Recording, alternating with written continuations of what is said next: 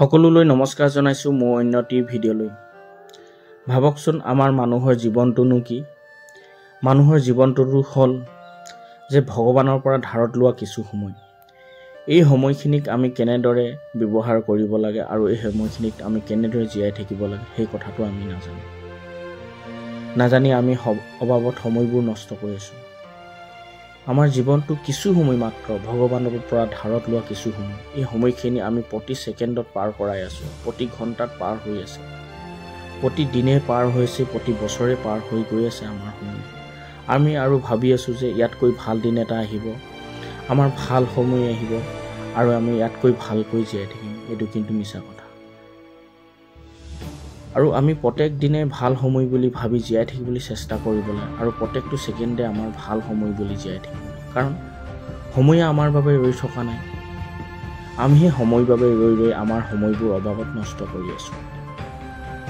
এটা কথা আপোনালোকে ভাবকচোন। আৰু মানুহৰ জীৱনকালৰ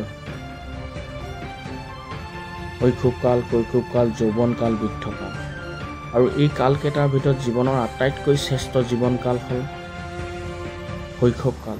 এই শৈশৱকালৰ জীৱনত আমাৰ একোৱেই চিন্তা নাছিল, মাত্ৰ আমি নাচি বাগি খেলি ফূৰ্তি আনন্দ কৰি কাৰ বাৰীত কি ফল মূল আছে সেইবোৰ বিচাৰি খোৱাহে চিন্তা আছিল। ভাবকচোন কিমান যে আনন্দৰ দিন আছিল এই শৈশৱকালটো। কাৰো প্ৰতি বেয়া ভাৱ নাই, কাৰো প্ৰতি বেয়া চিন্তা নাছিল। ইমান ধুনীয়া পবিত্ৰ দিন সময় এটা পাৰ কৰা। এই সময়খিনি হ'ল জীৱনৰ আটাইতকৈ শ্ৰেষ্ঠ জীৱন বুলি ভাবোঁ।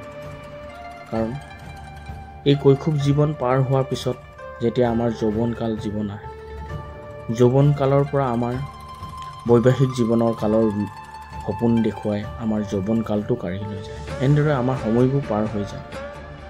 আকৌ বৈবাহিক জীৱনত সুখ অনুভৱ কৰিম বুলি ভাবোঁতে অসংখ্য চিন্তা, টকা পইচা চিন্তা, ল'ৰা ছোৱালী চিন্তা, ঘৰ দুৱাৰ চিন্তা, এইখিনি চিন্তা কৰোঁতে আমাৰ এই বৈবাহিক জীৱনৰ সময়খিনিও গুচি যায়।